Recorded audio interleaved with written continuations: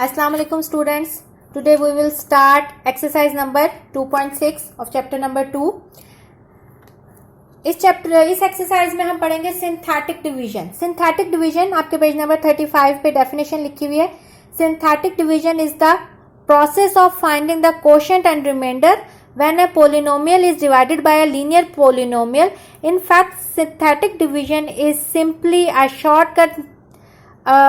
shortcut of long division method. Synthetic division क्या होता है कि इसमें आप quotient क्या होता है जिससे आप डिवाइड करके आंसर लाते हैं, और रिमाइंडर जो आपके पास एंड में बचता है रिमाइंडर. तो आप इसमें क्वोशंट और रिमाइंडर फाइंड आउट करते हैं जब आप एक पोलिनोमियल को जो है वो डिवाइड करते हैं एक लीनियर पोलिनोमियल से. पोलिनोमियल क्या होता है? एक ऐसी अलजेब्रिक एक्सप्रेशन जिसमें आपके पास वेरिएबल की पावर ना तो नेगेटिव में हो और ना ही फ्रैक्शन में हो. और लीनियर पोलिनोमियल क्या होगा? ऐसा पोलिनोमियल जिसमें वेरिएबल की पावर 1 हो. तो जब आप एक पोलिनोमियल को लीनियर पोलिनोमियल से डिवाइड करते हैं तो आपके पास क्वोशंट और रिमाइंडर हम उसको फाइंड आउट करते हैं. ऐसे प्रोसेस को हम क्या कहते हैं? Synthetic division. और ये एक शॉर्टकट मैथड है. जो आप लॉन्ग डिवीजन मैथड करते हैं उसका एक ये शॉर्टकट मैथड है. तो हम स्टार्ट करते हैं. इसका क्वेश्चन करेंगे तो आपको पहले क्वेश्चन से ही आइडिया होगा कि हम इसको कैसे करते हैं. तो आपने इसकी यहां से डेफिनेशन मार्क कर लेनी है पेज नंबर 35 पे. अब हम इसकी एक्सरसाइज, पहला क्वेश्चन है use synthetic division method to find the quotient remainder. आपने सिंथेटिक डिवीजन मेथड यूज करके आपने कोशेंट भी फाइंड आउट करना है और रिमाइंडर भी फाइंड आउट करना है. तो इसका पहला क्वेश्चन है x square plus 7x minus 1 divided by x plus 1. देखें, ये एक पोलिनोमियल है और ये एक लीनियर पोलिनोमियल है. अब इसमें होता क्या है? आपके पास जनरल जो हमने जिससे डिवाइड करना होता है वो आपके पास होता है x माइनस ए की फॉर्म में.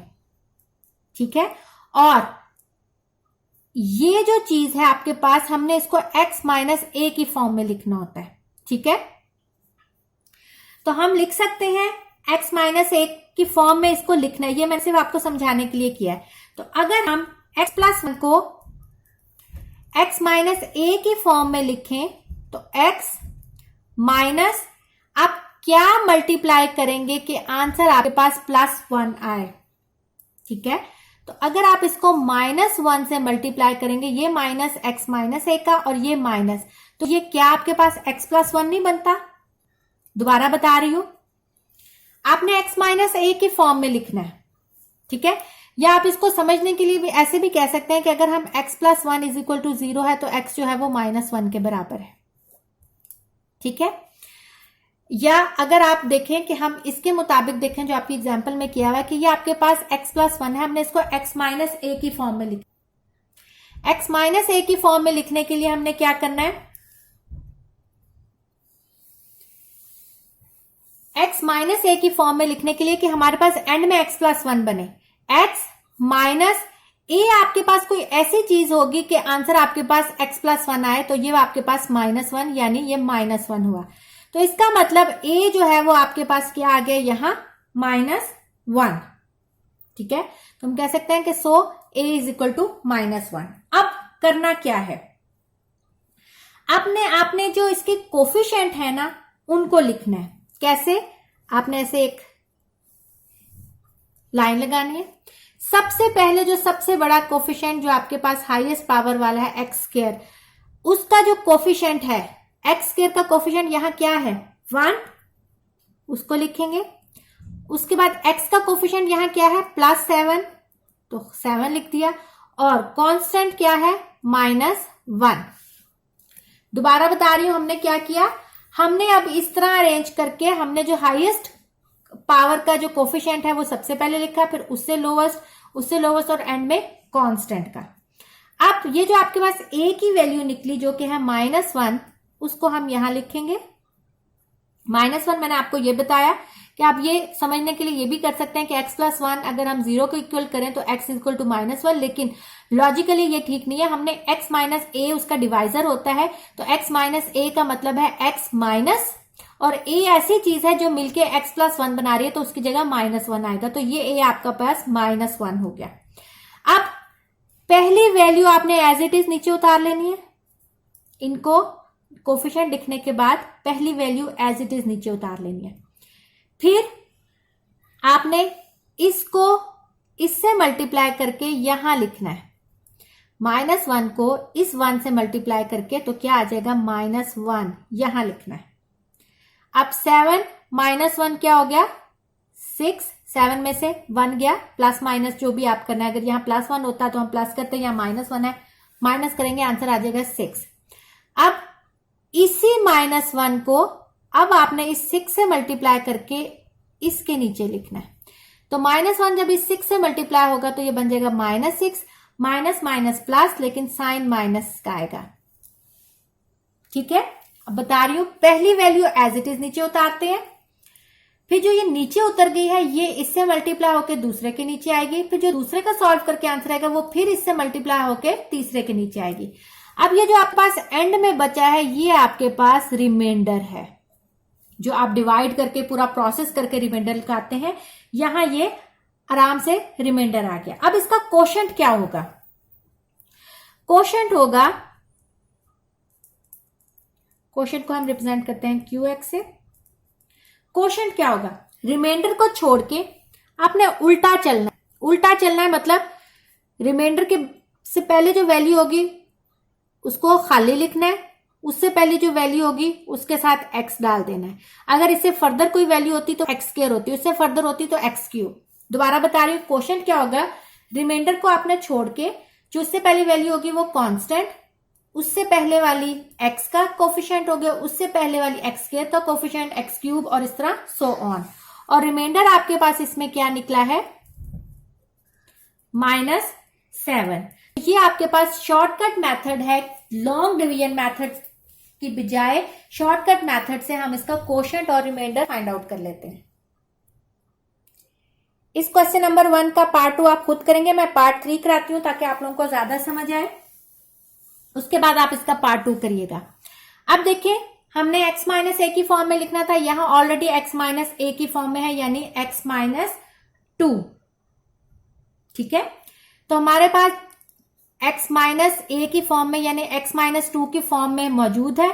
सो a जो है इसमें क्या हो जाएगा +2, क्योंकि ये माइनस तो फॉर्मूले का या उसकी फॉर्म का है, तो a आपके पास यहां हो जाएगा 2। और अगर आप इसको जनरल, मैंने आपको जो आसान तरीका बताया कि x - 2 को 0 पुट करें तो = 2, यानी हम कह सकते हैं a जो है यहाँ यानी x जो है वो क्या हो गया है 2, जिससे आप उसको डिवाइड करें। अगेन सबसे पहले सबसे बड़ी जो वैल्यू है यानी वेरिएबल की पावर है उसका कोफिशिएंट लिखेंगे, उससे छोटी का कोफिशिएंट, फिर उससे छोटी का कोफिशिएंट और एंड में कांस्टेंट का। यहां आ जाएगा एक ही वैल्यू, सबसे पहली वैल्यू एज इट इज उतार देंगे, फिर इस 2 को इससे मल्टीप्लाई के नीचे लिखेंगे, 2 1 ज़ा 2। अब इनको आपस में ऐड करेंगे 3। अब इस 2 को 3 से मल्टीप्लाई करके यहां लिखेंगे 6, 6 - 3 साइन बड़ी वैल्यू का। अब फिर इस 2 को इससे मल्टीप्लाई करके इसके नीचे लिखेंगे, 3 2 ज़ा 6, 6 और 2 8, और ये लास्ट वैल्यू है, इसका मतलब ये आपके पास आ गया रिमाइंडर। क्वोशंट क्या होगा, क्वोशंट क्या होगा हमारे पास, मैंने आपको कहा था उल्टा चलते हैं, ये हमारे पास कांस्टेंट प्लस x का कोफिशिएंट और ये 1 का मतलब है खाली x²। तो ये आपके पास क्वोशंट आ गया और इसका रिमाइंडर जो है वो आपके पास है 8।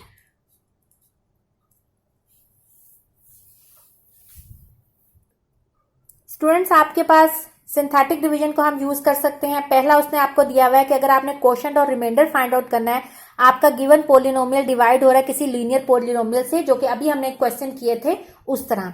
अब सेकंड इसका तरीका यह है कि अगर आपने किसी अननोन की वैल्यू फाइंड आउट करनी है, चाहे a b c d something की, और if the zero of polynomial are given, अगर जिस पोलिनोमियल का उसका जीरो ऑफ द पोलिनोमियल आपके पास गिवन है, तो यानी जीरो ऑफ द पोलिनोमियल से मुराद है कि जो उसकी वैल्यू है जिसमें वो जीरो हो जाएगा, ठीक है, यानी उसका रिमाइंडर जीरो हो जाएगा वो आपके पास गिवन है, तो आप अननोन की वैल्यू फाइंड आउट करके यानी इसको रिमाइंडर को जीरो पुट करके आप अननोन की वैल्यू फाइंड आउट कर सकते हैं।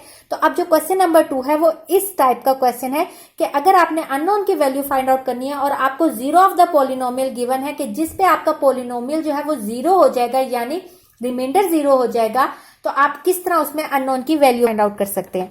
तो इसका क्वेश्चन नंबर 2 देखते हैं। Find the value of h using synthetic division method if 3 is the zero of the polynomial।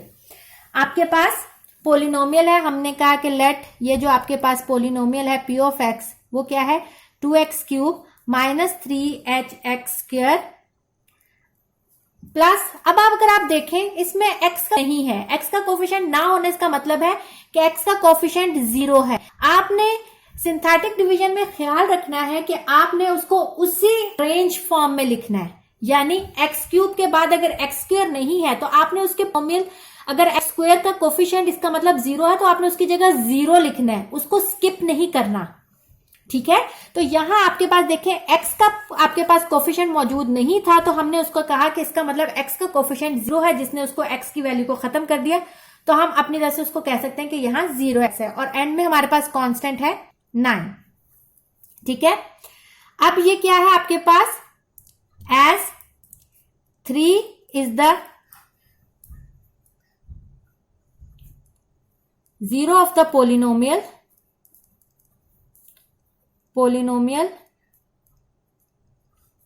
p of x, यानी 3 जो है वो उस 3 पे जो है आपके पोलिनोमियल जो है उसका रिमाइंडर जीरो हो जाता है। तो हम क्या करेंगे अगेन, अब इस 3 से आपने उसको सिंथेटिक डिवीजन में डिवाइड करना है। और अब हमने सबसे पहले एक्स क्यूब का कोफिशिएंट 2, एक्स स्क्वायर का कोफिशिएंट माइनस 3h, एक्स का कोफिशिएंट 0 और कांस्टेंट 9, पहली वैल्यू एज इट इज उतर गई, फिर 3 2 जा 6। देखें 6 माइनस एच में ऐड नहीं हो सकता क्योंकि इसके साथ एक वेरिएबल मौजूद है जिसकी वैल्यू हमें नहीं पता, तो कभी कांस्टेंट जो है वो वेरिएबल में ऐड नहीं हो सकता। ऐड होने के लिए शर्त है कि वो जो सेम वेरिएबल हो, सेम वेरिएबल और पावर भी सेम हो तभी वो ऐड हो सकती है। तो ये आपके पास क्या बच जाएगा 6 माइनस 3h। अब 6 माइनस 3h जब 3 से मल्टीप्लाई होगा तो यहां बन जाएगा 6 3 जार 18 माइनस 3 3 जार 9h। जब ये इसमें ऐड होगा तो ये 18 माइनस 9h ही बन जाएगा और इस 18 माइनस 9h को फिर 3 से मल्टीप्लाई करके 9 के नीचे लिखेंगे। 18 3 jar 54 minus 9 3 jar 27h। 54 constant में ऐड हो सकता है यानी 54 प्लस 9 63, लेकिन ये इसमें ऐड तो ये 7 ऐसे आ जाएगा। ये आपके पास आ गया रिमाइंडर। जब हमने कहा है कि 3 is the zero of the polynomial its mean its remainder is 0, लेकिन रिमाइंडर हमारे पास यहां क्या है in term of h 63 minus 27h as 3 is the zero of the polynomial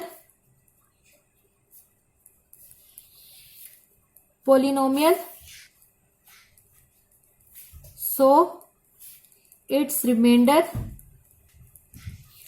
क्या हो जाएगा 0। तो रिमाइंडर को हम लिखते हैं,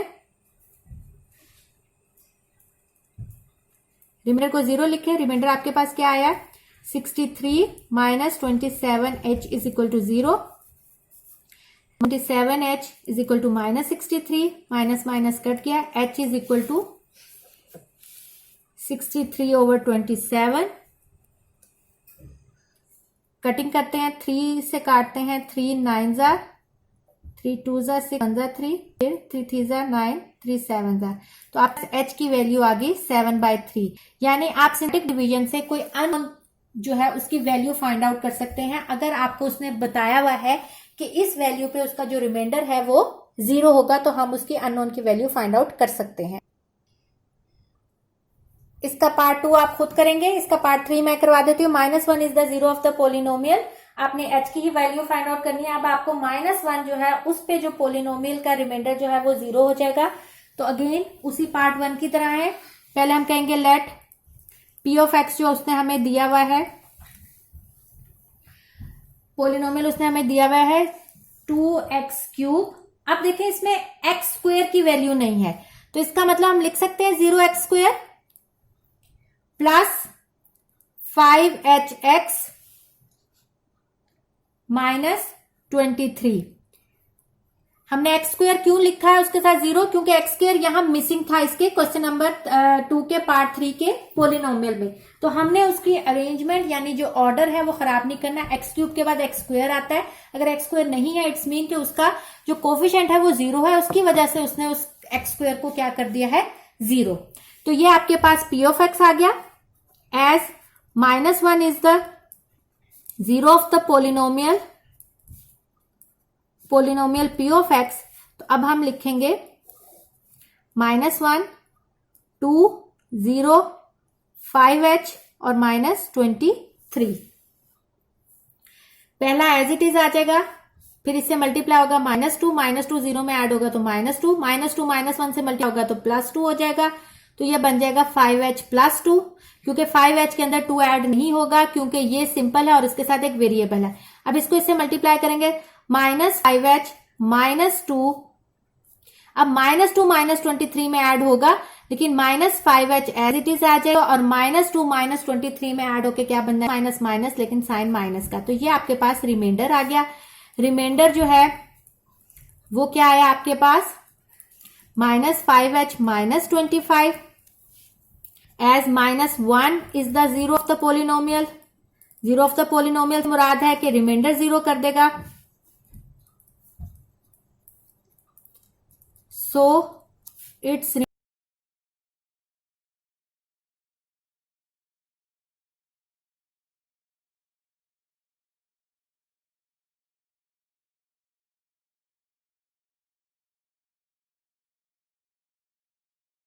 as -1 is the zero of the polynomial, so its remainder is 0। तो रिमाइंडर है आपके पास -5h -25, तो आप लिखेंगे -5h -25 is equal to 0, -5h is equal to 25 और h is equal to 25 over -5, तो h आपके पास आ जाएगा -5। इस तरह आप अगर आपको जीरो ऑफ द पोलिनोमियल दिया होता है तो आप उसके रिमाइंडर को 0 पुट कर किसी भी अननोन की वैल्यू फाइंड आउट कर सकते हैं। अभी स्टूडेंट आपने ये टाइप की थी कि अगर आपके पास zero of the polynomial given है तो कैसे आप अननोन की वैल्यू फाइंड आउट करते हैं। अब हमने करना है कि आपने अननोन की वैल्यू फाइंड आउट करनी है और आपको factors of the polynomial given है। फैक्टर ऑफ द पोलिनोमियल से मुराद है, अगर आपको याद होगा आप लोगों ने क्लास 9 में किया था, रिमाइंडर थ्योरम में आपको फैक्टर्स गिवन होते थे, उससे हम अननोन की वैल्यू फाइंड आउट करते थे। तो हम क्या करते थे, हम फैक्टर थ्योरम में रिमाइंडर को 0 कर देते थे अगर हमें उसके फैक्टर्स गिवन होते थे, और उसके बाद हम अननोन की वैल्यू फाइंड आउट कर लेते थे। इसमें भी देखिए उसने आपको फैक्टर्स दिए हुए हैं, रूट की जगह उसने आपको फैक्टर्स दिए हुए हैं। तो फैक्टर से भी मुराद यही है कि जब वो फैक्टर वाली वैल्यू आप इस पोलिनोमियल में लगाएंगे तो उसका जो रिमाइंडर है वो 0 हो जाएगा। तो पहले में था zero of the polynomial given हो तो आप कैसे उसको अननोन की वैल्यू फाइंड आउट कर सकते हैं, और इस टाइप में क्या है कि अगर आपके पास फैक्टर ऑफ द पोलिनोमियल है तो आप कैसे अननोन की वैल्यू फाइंड आउट कर सकते हैं। तो इसका क्वेश्चन नंबर 3 देखें, if x+3 and x-2 are the factors of the polynomial x³ + 4x² + 12x + m, तो आपने इसमें l और m की वैल्यू फाइंड आउट करनी है। तो हम स्टार्ट करते हैं। Let p of x is equal to x³ + 4x², x की वैल्यू भी गिवन है और कांस्टेंट भी है, as x+3 and x-2 are the factors of p of x। तो क्या होगा, हम यहां से वैल्यू यानी रूट निकालेंगे। x+3 इज इक्वल टू 0, यानी आपके पास यहां a जो है वो क्या आ जाएगा -3, और यहां आपके पास x-2 इज इक्वल टू 0, तो a जो है वो आ जाएगा आपके पास 2। तो सबसे पहले हम एक वैल्यू यानी -3 पुट करके आप एक रिमाइंडर जो है वो बना लेंगे, रिमाइंडर को 0 करके जो भी आपके पास वैल्यू आए, और एक 2 पुट करके करेंगे और आपके पास एम एल दोनों की फॉर्म में आएगा, तो उसको फिर साइमल्टेनियसली सॉल्व करके आप अननोन की वैल्यू फाइंड आउट कर लेंगे। सबसे पहले हम इसको लिखते हैं 1 4 12 m। सबसे पहले हम -3 से करते हैं, पहला 1 ऐसे उतर गया, -3 1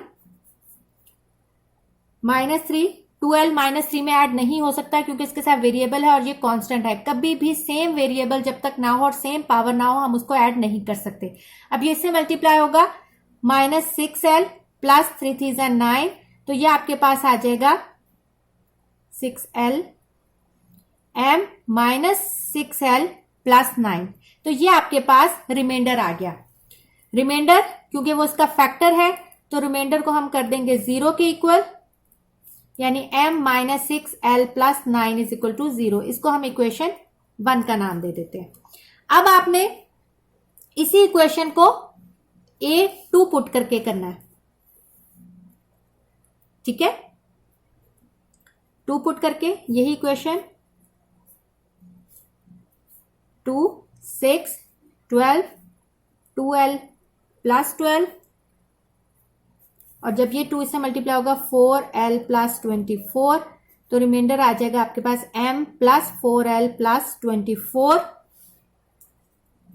रिमाइंडर जो है वो 0 है, ठीक है। आप रीजन हमने शुरू में ही लिख दी कि वो फैक्टर्स हैं। अगर आप दोबारा लिखना चाहते हैं तो दोबारा लिख लें, as x - 2 is the factor of p of x, और यहां भी आपने लिखना है तो लिखने as x plus 3 is the factor of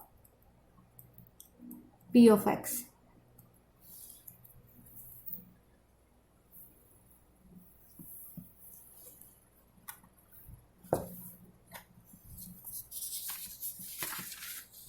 x - 2 is the factor of p of x, तो क्या हो जाएगा आपके पास, रिमाइंडर 0 हो जाएगा, यानी m प्लस 4l प्लस 24 को आप 0 के इक्वल पुट कर देंगे। अब देखिए आपके पास एक इक्वेशन 1 आई है, एक इक्वेशन 2, दोनों इक्वेशन में आपके पास m और l की फॉर्म में है, तो ये आपके पास साइमल्टेनियस इक्वेशन है।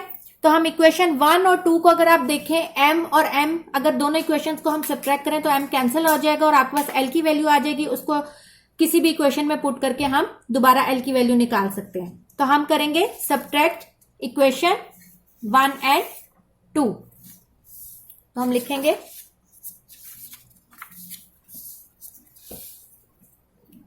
Bye subtracting equation 1 and 2। Equation 1 थी आपके पास m -6l plus 9 is equal to 0, और इक्वेशन 2 थी m plus 4l plus 24 is equal to 0। Subtract करेंगे, साइन चेंज होंगे, -10l और -15, -10l is equal to 15, l is equal to 15 over -10, 3 5 3 और 5 2 तो l की आपके पास वैल्यू आ गई -3/2। इस l को आप किसी भी इक्वेशन में पुट करें, तो मैं पुट करती हूं इक्वेशन 1 में। In equation 1 we get, equation 1 है आपके पास m -6l plus 9 is equal to 0, m -6 -3/2 plus 9 is equal to 0, minus plus 3 3 9 plus 9 is equal to 0, m plus 18 is equal to 0, और m आ जाएगा आपके पास -18। तो इस तरह अगर आपको फैक्टर गिवन हो तो भी आप इसको अननोन की वैल्यू फाइंड आउट कर सकते हैं। क्वेश्चन नंबर 3 का सेकंड पार्ट आप खुद करेंगे। अब हम करते हैं क्वेश्चन नंबर 4। क्वेश्चन नंबर 4 है solve by using synthetic division. अब तक आपने अननोन की वैल्यू फाइंड आउट की थी, अब आया आपके पास सॉल्व। सॉल्व का मतलब होता है कि आपने उसकी रूट्स फाइंड आउट करनी है। जैसे आपने क्वाड्रेटिक इक्वेशन चैप्टर नंबर 1 में सॉल्व द फॉलोइंग इक्वेशन आता था, यानी आपने उसको सिंप्लीफाई करके उसमें जो वेरिएबल होता है, अननोन वेरिएबल होता है, उसकी वैल्यू फाइंड आउट करनी होती है, यानी एक्स की वैल्यू या जो भी वेरिएबल इन्वॉल्व है उसकी वैल्यू फाइंड आउट करनी होती है, यानी उसका बताना होता है कि वो उसकी रूट है या उसकी वैल्यू, वो आप फाइंड आउट करते हैं। अब देखिए उसने आपको एक रूट गिवन है, 2 is the root of the equation, और इक्वेशन भी आपके पास क्या है, क्यूबिक पोलिनोमियल। तो ये आपके पास टाइप है कि solve a cubic equation if one root of the equation is given. अगर आपके पास क्यूबिक इक्वेशन हो और एक रूट गिवन हो तो हम क्या करते हैं, हम उस रूट की वजह से उसकी एक डिप्रेस्ड इक्वेशन बनाते हैं। डिप्रेस्ड इक्वेशन क्या होता है कि जब आप उसके सिंथेटिक डिवीजन करते हैं तो जो आपके पास कोशेंट होता है वो उससे 1 डिग्री कम होता है, यानी अगर आप बाई क्वाड्रेटिक x4 को सॉल्व करें तो वो क्यूबिक में कन्वर्ट होता है, और अगर क्यूबिक का आप सिंथेटिक डिवीजन में हो तो वो आपके पास क्वाड्रेटिक में कन्वर्ट होता है, यानी 3 की पावर रिड्यूस होके डिप्रेस होके 2 में कन्वर्ट हो जाती है। फिर जो आपके पास क्वाड्रेटिक इक्वेशन बचेगी उसकी आप फर्दर फैक्टराइजेशन करके उसके रूट्स यानी एक्स की वैल्यू फाइंड आउट कर सकते हैं। ठीक है, तो हम ये जो आपकी क्वोशंट जो होती है इसको हम डिप्रेस्ड इक्वेशन कहते हैं, और रूट का मतलब है कि उसका रिमाइंडर हमेशा 0 होगा। ये आपका चेक करने का भी तरीका है कि अगर आपके पास रिमाइंडर 0 आता है इट्स मीन कि आपकी ये डिप्रेस्ड इक्वेशन ठीक बन रही है। अब हम स्टार्ट करते हैं। As 2 is the root of equation, तो सबसे पहले हम p ऑफ x लेंगे। p ऑफ x आपके पास x क्यूब है, x स्क्वेयर मौजूद नहीं है, इसका मतलब हम इसको 0x स्क्वेयर करेंगे, -28x plus 48। As 2 is the root of equation, so synthetic division arrange करके लिखें, 1 0 -28 48, 2 है 1 पहले आ जाएगा, 2 1 ज़ा 2, 2 2 2 ज़ा 4, -24 और -48। तो ये देखें आपके पास रिमाइंडर 0 आ गया। अब जो इसकी आपके पास डिप्रेस्ड इक्वेशन आएगी वो भी वैसे ही लिखते हैं जैसे कोशेंट लिखते हैं, यानी उल्टा शुरू करें। ये आपके पास कांस्टेंट आ गया -24, 2x आ गया, और लास्ट वाला जो इस साइड पे है वो आपके पास हो गया x स्क्वेयर। तो ये आपके पास एक डिप्रेस्ड इक्वेशन बन गई जो क्यूबिक पोलिनोमियल से आपके पास क्वाड्रेटिक आ गई। अब इसका आपके पास फर्दर हम इसकी फैक्टराइजेशन करेंगे ताकि आप उसकी रूट्स फाइंड आउट कर लें। तो आपके पास डिप्रेस्ड इक्वेशन है x square plus 2x -24 is equal to 0। Factors बनाएं तो plus 6x -4x -24 is equal to 0। Multiply करें तो 6 4 ज़ा 24, -24 x स्क्वेयर आ जाएगा, और प्लस माइनस करेंगे तो प्लस 2x आ जाएगा। x common, x plus 6 -4 x plus 6, तो x -4 और x plus 6 is equal to 0. Either x minus 4 is equal to 0 or x plus 6 is equal to 0. x is equal to 4 और x is equal to -6. अब आपके पास एक root 2 उसने पहले दी हुई थी और 2 हमने खुद निकाल ली, तो हम लिख सकते हैं दैट 2 जो गिवन थी 4 and -6 are the roots of the given equation.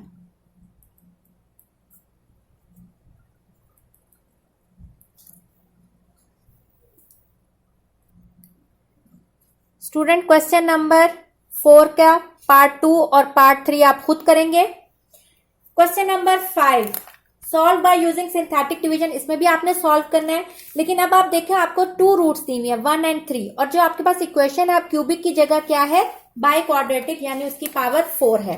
तो इसमें ये देखें solve a by quadratic equation if 2 roots of the if two of the real roots of the equation are given, तो आपने उसी इक्वेशन को दो दफा, यानी जो आपको दो रूट्स दी हुई हैं उससे उसकी डिवीजन करके उसको डिप्रेस्ड फॉर्म में क्वाड्रेटिक इक्वेशन की फॉर्म में लाना है।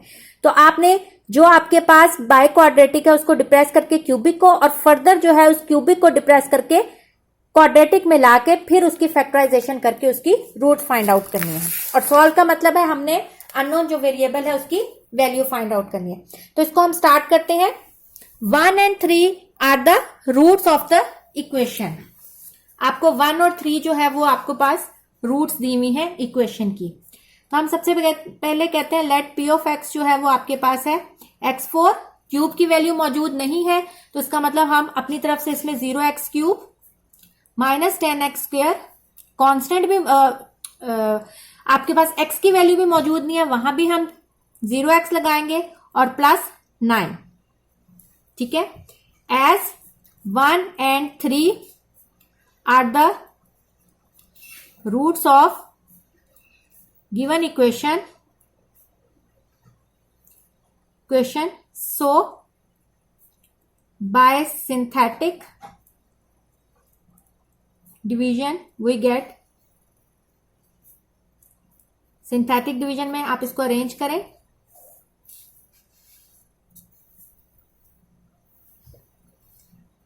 वन, 0, -10, 0 और 9, और आपके पास पहली रूट क्या है 1।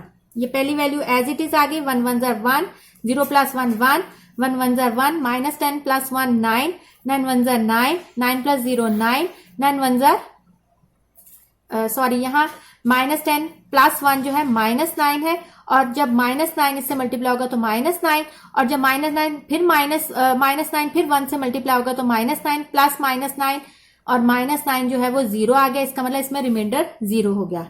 अब इसी को, ये जो आपके पास क्यूबिक फॉर्म में आई है, इसको फर्दर आपने जो दूसरी रूट है 3 उससे करना है। पहली वैल्यू एज इट इज उतर गई, 3 1 3, 3 + 1 4, 4 3 12, 12 -9 + 3, 3 3 9, -9 + 9 0।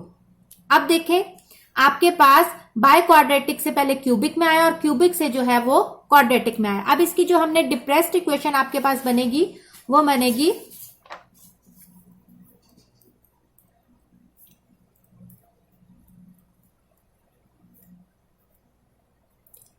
डिप्रेस्ड इक्वेशन आपके पास बनेगी, ये देखें 3 + 4x + x²।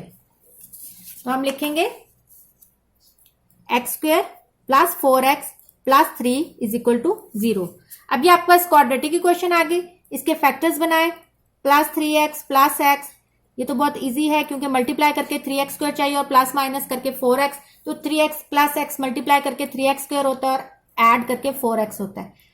x कॉमन, यहां 1 कॉमन, x + 1, x + 3, तो आइदर आपके पास x + 1 0 है और x + 3 0 है। x = -1 और x = -3। तो आपके पास जो रूट्स गिवन थी वो क्या थी, 1 और 3, और जो रूट्स हमने अब निकाली वो -1 -3 are the roots of the given equation.